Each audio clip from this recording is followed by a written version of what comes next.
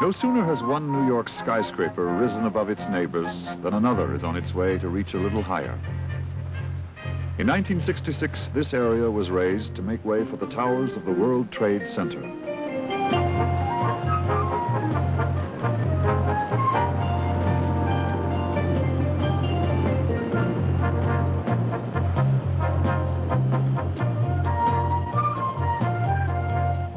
A 1,000 workmen removed 164 outdated buildings.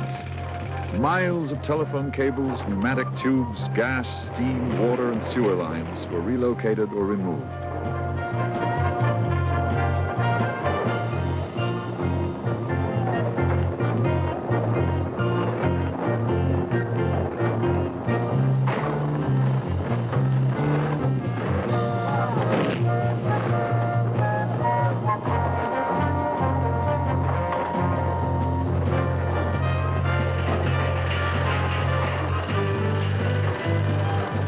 In 1969, from 70 feet below street level, the first tower rose toward its 1,350-foot destination. The unique tower design permitted many building activities normally accomplished in sequence to take place at the same time. Large open areas free of columns are a major feature of the tower buildings. Closely spaced vertical columns provide the load-bearing strength instead of the customary interior steel skeleton.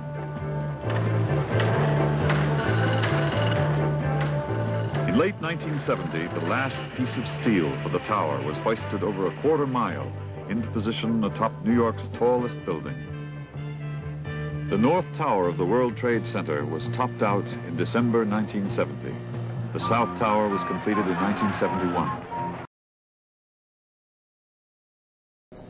I was sitting outside the classroom waiting to go in, and I saw an airplane hit the tower of a TV. You know, the TV was obviously on, and I used to fly myself, and I said, well, there's one terrible pilot. And it said it must have been a horrible accident. But I was whisked off there. I didn't have much time to think about it. I was sitting in the classroom, and Andy Card, my chief of staff, was sitting over here, walked in and said, a second plane has hit the tower. America's under attack.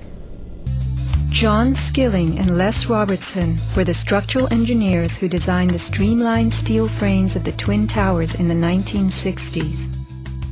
Because a wayward Army bomber flew into the Empire State Building in 1945, the towers were built with skyscraper crashes in mind.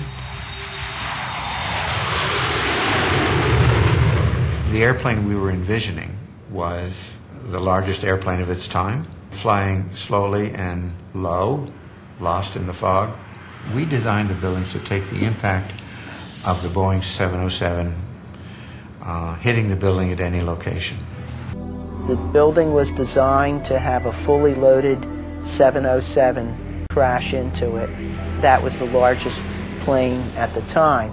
I believe that the building probably could sustain multiple impacts of jetliners because this structure is like the mosquito netting on your screen door, this intense grid, and the jet plane is just a pencil puncturing that screen netting. It really does nothing to the screen netting. Never before in the history of the world has a steel building collapsed due to fire. I have not seen, until recently, a protected steel structure that has collapsed in a fire. Let me mention, by the way, that this is the first and only time in history that any steel structure skyscrapers are ever collapsed due to fire. It has never before been recorded in the history of structural engineering, before or since. So government is asking us to believe that on this one day, 9/11, as it were, the laws of physics were suspended and phenomena never before known to structural engineering were taking place just in this exact location.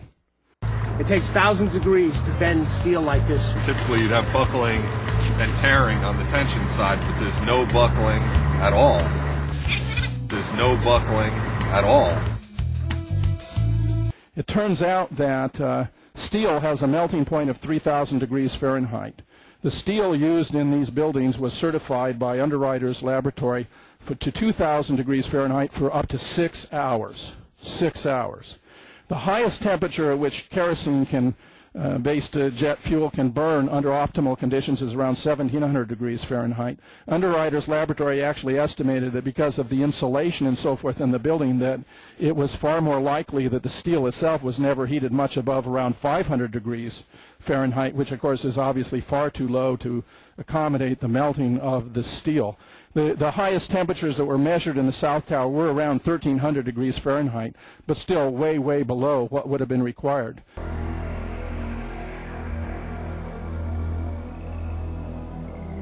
Dazed by the news, the American public soon believed the fires in the towers had burned so hot they caused the steel frames of the buildings to give way. The initial FEMA report basically acknowledged that the kerosene would have burned off very quickly. What wasn't destroyed in the initial fireball would have been consumed fairly rapidly and would have only really served as an ignition for the rest of the material.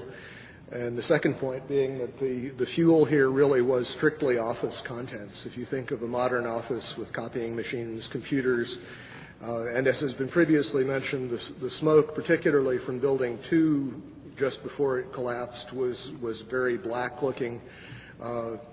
This is generally an indication of an inefficient fire in which there's not enough oxygen for the amount of fuel.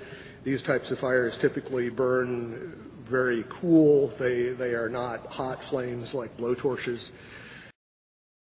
In order for the floor to fall down, thousands of joints would have to break simultaneously. And then if you look at the speed at which this came down, less than 10 seconds, you blink your eye and thousands of joints just popped somehow. The only way you can explain that is with explosives. They had to have had explosives placed all over the floors at the primary joints. And then that would explain how all of the joints broke at such a rapid rate. The debris was crashing from one floor to the next. Debris cannot crash through steel and concrete floors as fast as it falls through the air, and there was no slowing. Explosives had to be breaking the joints ahead of the falling rubble, which is why the top half starts off collapsing slowly and then it starts picking up speed.